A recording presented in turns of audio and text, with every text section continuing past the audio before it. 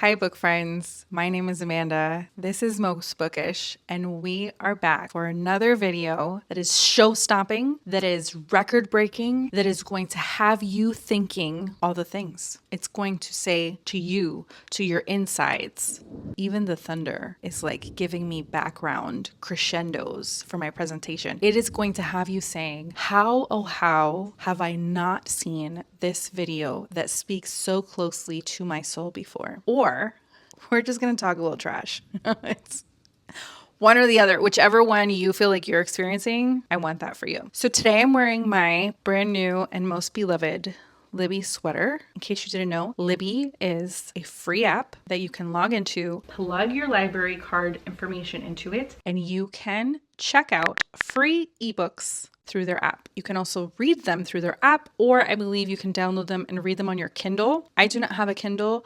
I am an old school girl who has, I still have the original Nook, but then I got the paperwhite Nook. I just been a Barnes & Noble's girl for many years. We're saying, why am I brought to you by the year 1996, I think is what I said. And it's because I've been pondering. I've been pondering the designation of the TikTok book. I've been pondering the relegation of certain very popular writers to this kind of netherworld of, condescension, of those are bad books. Those are, dare we say, soap opera-esque, trashy, not good writer books. Ergo, not good reader books. And I have to tell you, I had to question myself. I had to ask myself if I was doing this same thing that other people do, where they will immediately write something off because it is popular, regardless of whether or not they have actually consumed the thing. Like, I hate Doritos, but I've never actually tasted a Dorito. Now, if you hate Doritos because of health reasons, you already have some sort of prior knowledge where you knew that they are bad for you, and you have all of this information that leads you to believe that there is no reason for you to ever try them, then that I support. That I understand. But that's not what's happening with these books. It's not that somebody's going online and they're reading a synopsis and they're saying, the topic of this story is just so problematic. This is something that is not good for my mental well-being, my mental health. I should not. Please either ignore the thunder from the really bad rain right now or assume that I'm adding it cinematically. So they're not looking stuff up and saying, this is not for me. They're hearing popular feedback and they're saying, oh, she's one of those writers. Now, what I find interesting about that is that while it happens, for sure, for very popular male writers, think of Patterson, think of Stephen King, it does not happen anywhere near as often as it does to a female writer. I wonder why that is. Either way, that could be an entirely different video of its own. Today, we're just going to talk about my journey, a singular gal's journey, to see if Ms. Hoover's books were as deserving of the ridicule as they seem to be subjected to by myself as well. As soon as I would hear kind of what the stories were about, I immediately was like, that's not for me. Now, could it not be for me? Yes. But just because it's not for me, it does not mean that it is not deserving of all of the sales and all of the praise. Those stories that I don't connect with, that are more simplistic, are not necessarily bad stories. Now, there are stories that I don't connect with because they are poorly written, or the writing was there, but it was really boring because nothing was happening. I find that with certain kinds of high-minded works of art where it's like, what are you talking about, man? What are you talking about for 300 pages? Shut up. We won't name names. So that brings us to this journey. And basically what I decided to do was that I was going to compare Danielle Steele, the original #1 maligned authoress, who was responsible for several generations of romantic fiction, who, by the way, is still writing today in her 70s. She is still writing multiple books per year.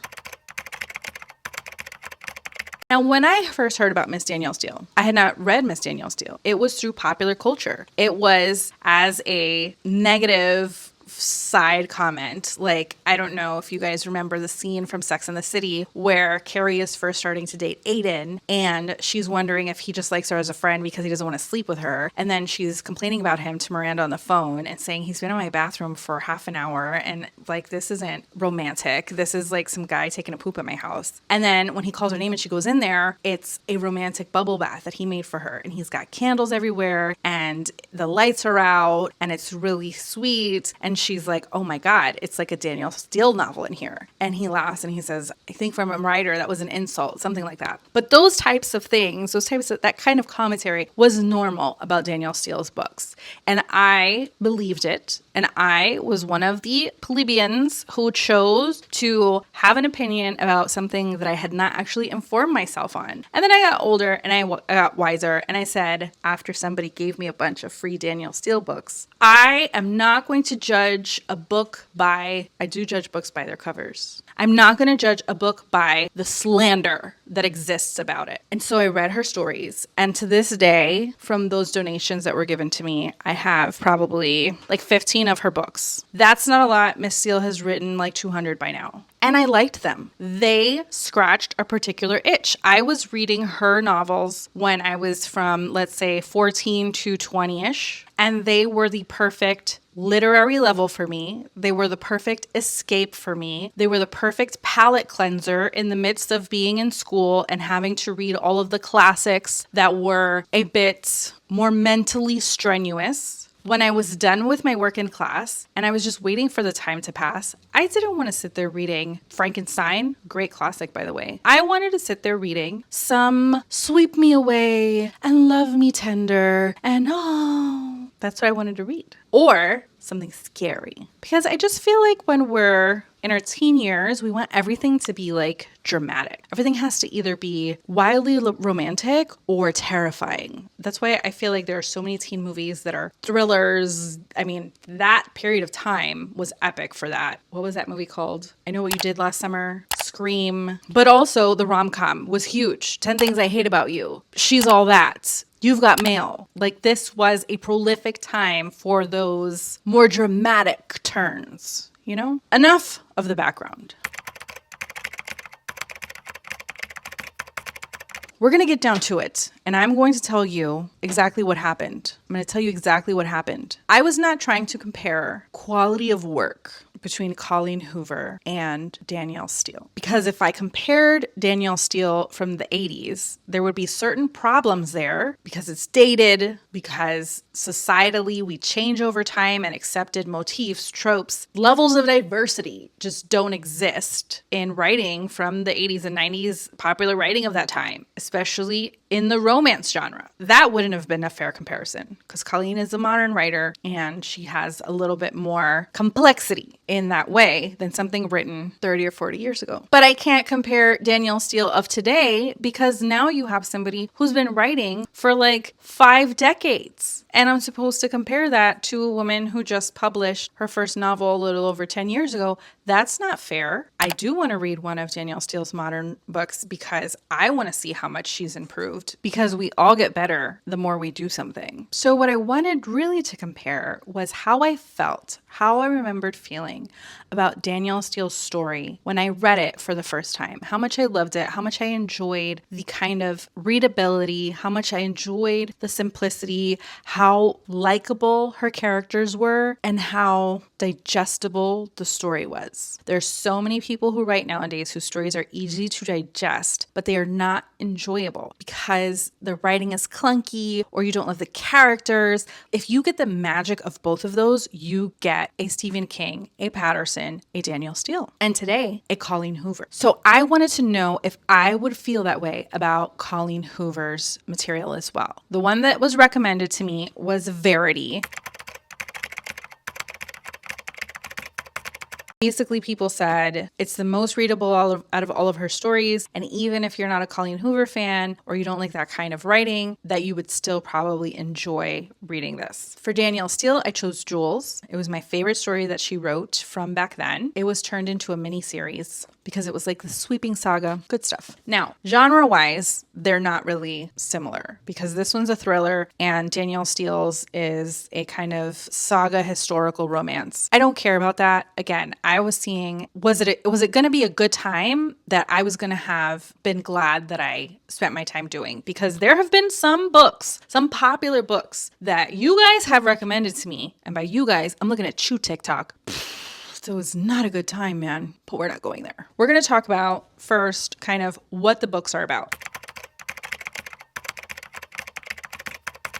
They both took me about the same amount of time to read. They're smallish books. This one looks big because it's, a baby paperback. Verity is a paperback, but it's the bigger one, which I prefer. It took me about 2 days for each of these. The Danielle Steele book is like 471 pages. Verity is, I wrote it down, 314. But again, comparatively, because of size, I'd say they're probably same size story. Jules. Young Manhattanite marries partying womanizer and ends up divorced and scarred when she is forced by her parents on a tour of Europe to ease her depression. This opens in the 1920s, I want to say. No, because they go into war. It actually opens when she's old. Oh, she was born in 1916. So this opens in like the 1930s. So it opens in the 1930s where divorce is frowned upon. Socially, I don't want to say unacceptable, but it wasn't the usual. So she's depressed. She had a horrible quick marriage to a douchebag. That feels appropriate and of the time, of the 90s time, not of the 30s time. And her parents say, who are well off, they are, again, she's a Manhattanite. The mother's like, darling, we need to take her with us to Europe. We have to get her out of this space that she's in. And so they force her abroad. And then after a slew of boys, just like her absurd, ridiculous, disgusting husband, she ends up meeting William, an older man in his 30s. She is, I believe, like 21. And they fall madly in love. He happens to be the Duke of Whitfield. And there's like appearances by royalty of the time. It is when Edward abdicated the throne for Wallace Simpson. Was his name Edward? Or was Edward the brother who took over? Was the brother who took over George? Let's find out. Wallace Simpson. It was infamous because the king fell in love with a woman who had been divorced. And he was not allowed to marry her. It was Edward. Edward was not allowed to marry her because she had been divorced. And so instead of maybe keeping her on the side, his love was too grand and he decided to abdicate the throne, which means giving up of his throne, to his younger brother so that he could go marry the woman he loved. So kind of a love story within a love story. So in this story, it's really used as kind of what's happening at the time, but also she's a divorcee and she's super self-conscious about it. And there's kind of like this parallel with Wallace because the man that she loves is a duke, but it's not a real parallel because he's so far down the line of succession that it doesn't really matter. So Edward abdicates, George takes over, la-di-da. So she meets her duke, she becomes a duchess, and then World War II commences. And as is the duty of any proud peer of the realm, the Duke of Whitfield must go off to fight the Nazis and leave her with their young son on this gorgeous estate that they had found in France, thinking that she will be plenty safe. She's like off in, not seclusion, but it's an estate that's not in the city, which we end up knowing from history. France ends up under Nazi control, and this subjects her to a sort of situation that we won't get into because if you want to know about it, then you really need to read the book or watch the miniseries. I don't know. Oh, is it streaming somewhere? Let's find out. Guys, don't you love the internet? Jules streaming. Jules Danielle Steele. Streaming on Prime. Don't you love it? Don't you love it? Season 1. Sarah Thompson. It's not available in the United States. I don't know where we can watch it, darling. Where to watch? Is it in... Oh, it's Apple TV Australia. Do the Australians love Danielle Steele? If you guys find it somewhere, let me know. I'd love to watch... Oh my goodness. Look at this. Look at this. Look at that. Look at that, guys. So... You travel with her on the story through World War II and then into what happens after World War II and the kind of overall family saga that leads her to her 70s, I believe, is where you find her at the beginning of the story. And so it goes through her children, her marriage, how they made it through the war, and what they kind of end up doing as a result of aftermath of World War II, which has them end up with a jewelry empire, but you got to read it to know why. So anyways, that's the synopsis. My review, I gave it 2.7 pandas. That's pretty low. I gave my reread a 2.7 pandas. If you're comparing without the kind of change in time, maybe today it'd be like a 3.5, where like if all the problematic stuff wasn't there, like then it's probably like a 3.5. But it's just a bit like repetitive, and it's just a bit overblown and a bit too soap opera-y. Like I don't feel like that. I feel like overblown romance still exists, but I don't feel like the soap opera-y version is really acceptable anymore. Hey, most bookies. I don't think that kind of romance gets depicted anymore because it's just silly. But like, I'm going to read you a quote. You'll see what I mean. This is the Duke of Whitfield talking to Sarah because she's being unreasonable, because she's refusing to marry him, because she will not be a Wallace Simpson and take away his right to the throne because she is a divorced and sullied woman. And his response is, what would you suggest then? That we stop now? That we not see each other anymore? By God, I won't do that unless you can look me in the eye and tell me this isn't happening to you and you don't love me. If that's not a Days of Our Lives, Joey Tribbiani turn of phrase, I don't know what is. We just don't talk like that. We just don't talk like that, babes. Even in not the best fiction. The equivalent today for me is like all of the animal references that female main characters have about men. Like, I was feral. I was feral for him. Rawr. Just, what?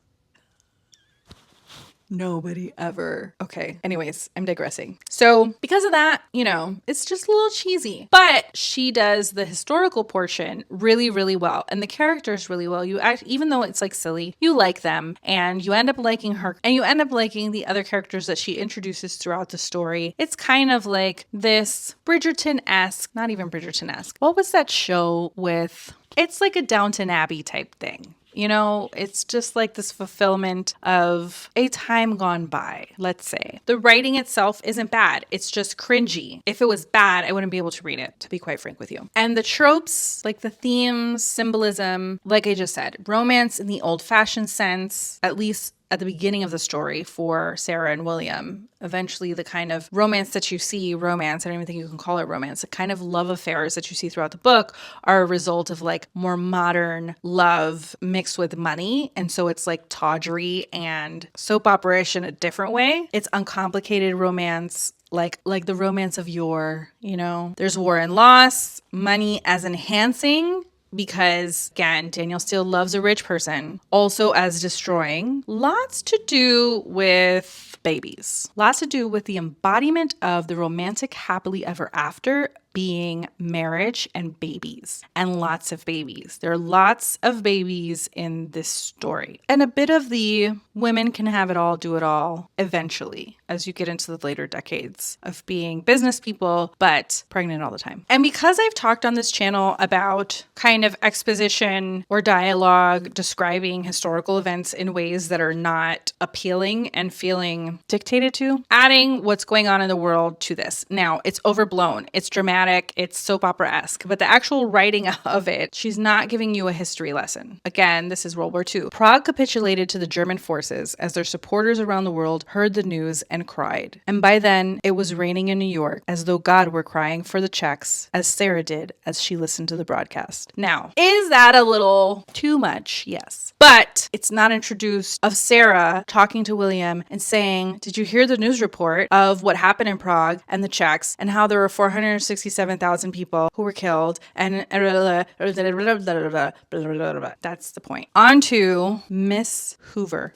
Hoover. I'm guessing, I think her husband's the Hoover. Verity. I had no idea what this book was about when I started reading it. Synopsis. Lo and Ashley. Because again, it's going to be ridiculous. It's Danielle still ridiculous. We're now in the comparison world. And she is, of her mother, Danielle still ridiculous. Because who the hell's named Lo and Ashley? Lo and Ashley suffers an extreme trauma immediately before walking into a strange meeting where she's asked to finish a very famous author's series because that author has suffered an accident and currently cannot finish the series. The author's handsome, of course, and forlorn husband invites her to come up to their house to see if any of his wife's notes will be helpful, and she ends up staying in what turns out to be a creepy house with a family that has a dark past. That was a fantastic synopsis. I have to tell you, that was impressive because I just told you so much and absolutely nothing. Because what happens when this book opens, page 1, wild, and you spend the rest of the story questioning if it has anything to do with what ends up happening subsequently, and you're questioning everybody and everything this whole time. Like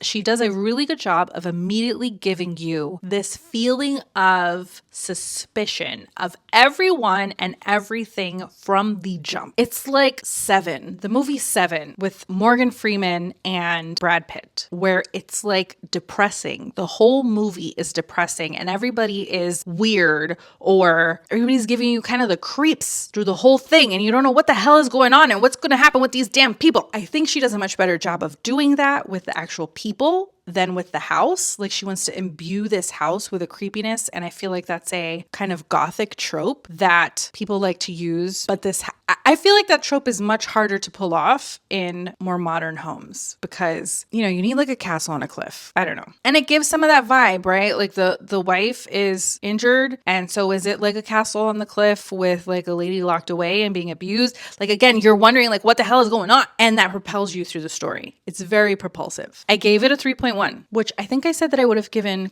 they have similar names, right? Colleen, Danielle. I feel like they're friends. I feel like Colleen and Danielle would definitely be friends. That is a very woman of a certain era name. Danielle, Colleen. Anyways, I feel like I just said I would give Jules like a 3.5. That would be too high. I'd give Jules, like without all the troublesome stuff, probably like a 3.2 because there is more depth to that story than to Verity. However, this one's way more propulsive. So I gave it a 3.1. I said, I can see why it's popular. You're jarred from the opening scene and you're propelled forward. Damn it, I just said the same thing. Wanting to know who the heinous monster was, or if there's something else going on. The attraction to the husband is very 90s, sleeping with the enemy coded, and it is very twisty. However, it's a little too unhinged in some ways and anticlimactic in others. Like the things that you are expecting to be nothing are like, holy crap. Like what did she just do? What? And by she, I mean Colleen, not the female characters. And then there are other things that she like alludes to weirdness over the whole time, and they end up being absolutely nothing. And you're like, that's not weird. That's not weird, Colleen. And overall, how she wraps the whole thing up, I didn't like. Where we end up in the end, I felt like she could have stopped the story before she did and left you wondering forever. Instead, she added a forced wondering. Like she wanted you to wonder forever, and she didn't trust you to do that on your own. So she needed to like add this layer to it to make you even more suspicious. And I really wish that some of these authors would just trust in themselves more. There are people who argue that it's that they don't trust their reader, but I think it's that they need to trust in themselves more. Trust what you built. Trust what you wrote. Trust your ability to leave somebody thinking in the manner in which you intended them to be thinking. If you set it up that way, trust that that's how it actually works. Don't make the assumption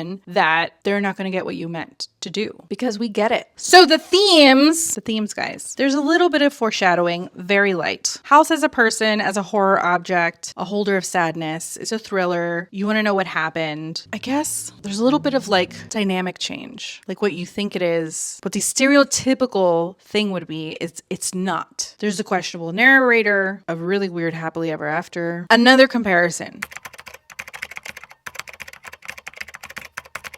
In the mechanics of writing, and this is why you get a Colleen Hoover and a Danielle Steele, and this is why they end up so popular. And the actual mechanics of writing, ability to build a story, ability to write realistic people, ability to create a plot that moves forward and doesn't feel stagnant. In that ability, Colleen and Danielle Steele, I feel like I gotta say Danielle Steele's full name because it's Danielle Steele. But in that ability, they are good writers. They are actually good writers. And anybody who says otherwise, I don't care. I don't care what you gotta say. You're a bozo anyway. No, you're not. But have your own opinion. That's fine. But I don't agree with you.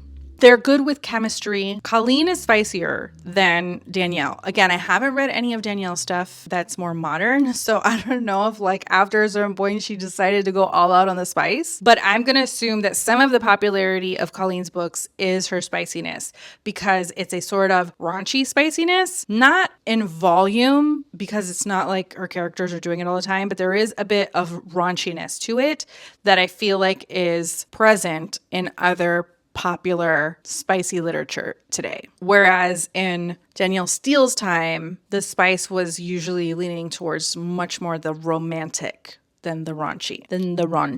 You guys want some quotes? Yeah. Okay, so again, the cheesiness of like not believability and it being overblown, but not in the same way. There's a part where they're describing people falling in love after knowing each other for a day. And the female says, "You can't look at someone the way he looked at me, with the entirety of his past, without also imagining the future." I don't think anybody looks at anybody that way after one day, even if it's good sex, even if it's great sex. Sorry, but no.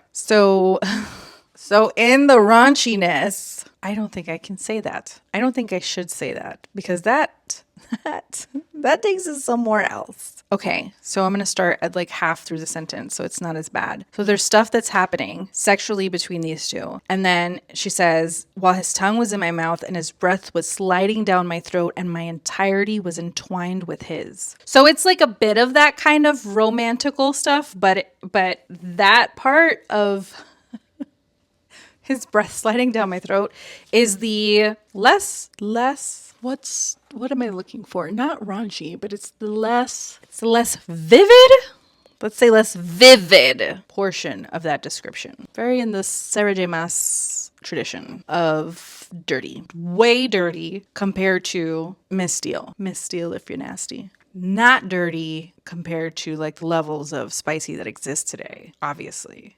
But it's just not a during Danielle Steele's time, when you would be explicit about sex, and Danielle Steele was not a full romance writer where the story was the vehicle for the romance. She tried to kind of be in this, I'm writing a fiction story realm, and there's romance and love and family in it. But she really did try to be more substantial in certain ways. Whereas some of the more straight romance people of that time, if you're talking about like a Judith McNaught or you're talking about a Julie Garwood, they're having multiple sex scenes. It's really very much about the push and pull of the romantic relationship of their main characters. That's the usually entirety of the story, and maybe you might sprinkle in some other things to make that more interesting. But in that time period, for those stories, for people who were being spicier, it was really more about like, describing more of the act, but it was still in language that was coded, because you would say things like, his member. And whereas in today's writing and in the Colleen Hoover world, she is describing that. However, it's not so spicy. This is still considered like a popular fiction that you would have at a store. And that's, again, she's one of the most popular writers. It's nowhere near like a 50 Shades type deal and even 50 Shades wasn't as dark as some of the things that exist today. Compared to a Danielle Steele, where I think like the dirtiest she got was like two people rolling around on the floor, and there was no description of what they were doing. You just kind of knew in that way. Different levels for different devils. I feel like Colleen Hoover is definitely in the tradition of Danielle Steele. I think that, and I say that with all of the applause possible, I say that from a place of love from me as a young woman who really enjoyed Danielle Steele's stories. I completely understand. If I was still 20 years old, man, I probably would have read her entire catalog. I get why there are people who malign her for the way that she uses trauma in her stories. From what I read about It Ends With Us and from having read Verity, she uses disturbing things within her stories. And there are people who have an argument that she uses them as the central plot to build a story around. And in today's society, that's not acceptable the way that it was, or ignored, or enjoyed the way that it was in the 90s. And I'm thinking that's because she's a child of the 90s, right? She's in her 40s. She's 45 years old. So she grew up, she was 20 years old or late teens in the early 90s when movies like The Hand That Rocks the Cradle existed. Talk about disturbing. It was a thriller. So many thrillers were disturbing like that, either with a very young, crazy girl or a violent man. Sleeping with the Enemy was a violent man. It was a marriage and her trying to escape that violence. And the thrilling part of it was how scared she was of him. Today, that's bothersome, right? Like, why are we enjoying a woman being scared of an abusive man as like a motif to push action in art that we're consuming? Not to say that abusive relationships shouldn't be portrayed, because they exist and art is a reflection of life, but they shouldn't be used as a way to titillate. And that was something that was very prevalent in the 90s. You have, like I was saying, The Hand That Rocks the Cradle, who was like a crazy lady. And the scene where this lady who comes in as a nanny for this baby who's obsessed with this family and she's breastfeeding the baby, it was horrifying. Such a violation. And it was used in that way, not to tell a story that needed to be told, but to horrify you and to titillate and to, So it seems like that's what Colleen does. And it works because those movies worked back then. And as much as we want to be progressive and say we should not be perpetuating these cycles of horrendous behavior, of harmful behavior, at the same time, we are animals. We stop and stare at car accidents. We are the same animals who watched gladiators rip themselves to pieces. And you could say that doesn't happen anymore, but we have a version of that in movies that we watch, in sports that we consume. In a lot of different ways, we still have that need. And at least with this book, I can see that Colleen is fulfilling a bit of that need. But if you are the person who says, I don't want to be in the world like that anymore, I don't want trauma as art, I get it. I completely get it, especially if you've experienced those things. You don't find that pleasurable, and you shouldn't have to. And there's a whole host of art out there, movies, books, what have you,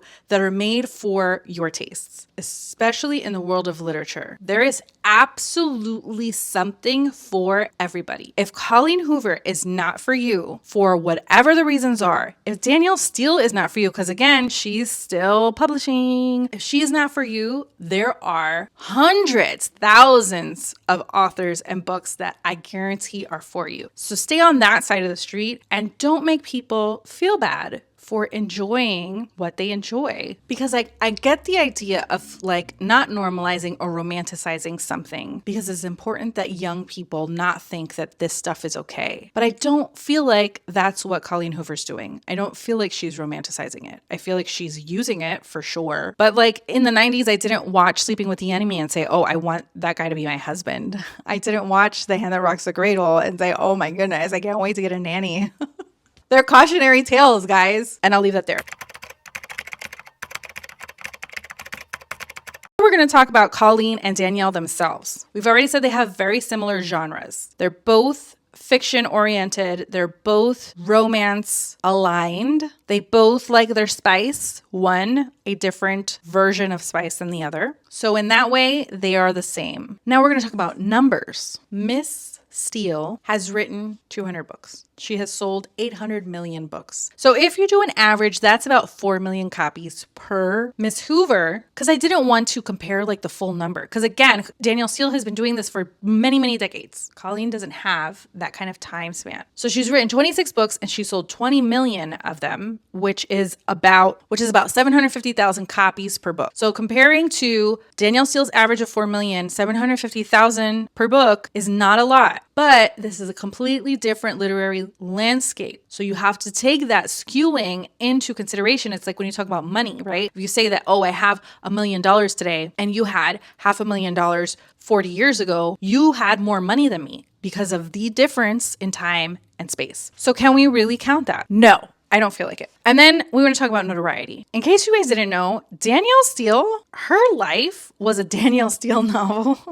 She was married 6 times. which that doesn't make it a Danielle Steele novel, right? Unlucky in Love, that's fine. One of those times, she married a guy that she met in prison while she was interviewing another prisoner. She started dating this man. When he got out, he came to live with her immediately. And then he ended up back in jail for charges of robbery and rape, I believe, is what I read online. And then she married him like a year after that in the canteen in jail. And she stayed married to him for 3 years. Now, that's not a Danielle Steele, that's a Colleen Hoover book right there. I don't know what to tell you. She has 9 children, and as seen from her picture, she was very glamorous and fabulous. Colleen personally is quite a bit more downtoned. She's been married to the same guy for like over 20 years. She has 3 kids. The most of her, I guess, notoriety is all of the TikTok hype and talking about how, you know, is she deserving of it? Is she not deserving of it? Why are people so wild about her? Like, her fans are super fans, the same way Danielle's fans are super fans. They've tried to kind of commodify her. And in that process, because of the way that she writes her books,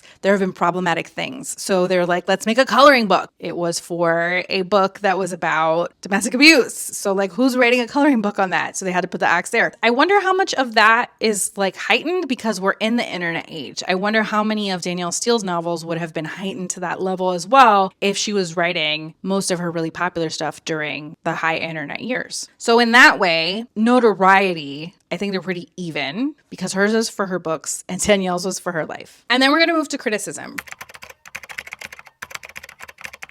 They both get charged with being kind of like fluff stories. They both get charged with a sort of formula. Danielle Steele more so because she's been doing it for so long and they're like, that's the same book as like 14 books ago of your 200. But again, you don't hear that of Stephen King or James Patterson and they're up there with her. So I don't love that one. There's the whole connotation of them being bad books, of a Danielle Steele novel. Now it's a Colleen Hoover novel. So I feel like the criticism is pretty aligned outside of the charge against Colleen Hoover of using traumatic things as her plot devices. So finally, we're going to talk about success.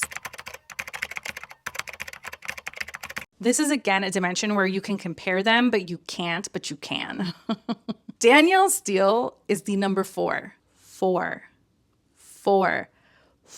1, 2, 3, 4. She is the number 4 best-selling author of all time. Fiction. Listen to that. Of all time. The only people ahead of her are Shakespeare, Agatha Christie, who wrote like a billion tiny stories, and what was her name? Barbara Cartland, who's British, and I don't know her. Every single one of her books has been a bestseller for everything that came out in hardback, every single one of her books in paperback. Where you can see how the bias against her starts to show up is the adaptation of her stories. I feel like way more of her stories could have been adapted.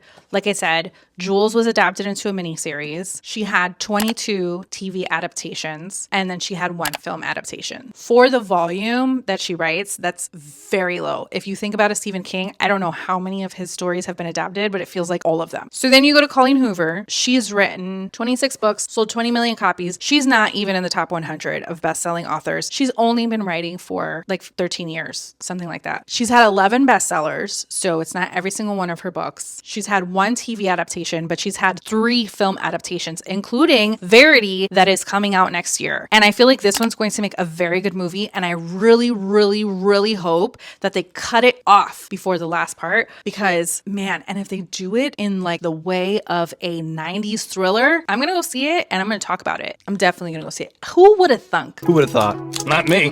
Who would have thunk that I would be excited to go see a Colleen Hoover movie? Like, in what world? I just want to see what they do with it because, man, it's written to be startling on a big screen. I know there's been a lot of bad press for It Ends With Us. I don't know if that's because of the nature of the story or because of the issues with the cast. I'm going to hope that's not the case with Verity. Where does that leave us? Who won? We're going to count it up. They're even with kind of content. They're even with their notoriety in a way. Their genres very similar. Criticism very similar. The main thing is just that Danielle Steele is a giant. She is a literary giant. And because of the way that books exist today, it does not matter if Colleen Hoover writes into her 70s, she's never going to get to Danielle Steele's level. And I don't think that authors today can get to the Stephen King, Danielle Steele, Patterson level in terms of sales. But if you take what she's done for publishing, what her books have done to bring in an entirely new generation of reader who have revived this kind of massive book club where everybody's talking about these books with each other to the point where you have a huge surge in popularity. I feel like Colleen is such a big part of that. There are bookstores opening today that never would have been opened if the whole internet machine hadn't made everybody love reading again. And the fact that she's a part of this story and the fact that she can reach that level today, which is so hard for so many people,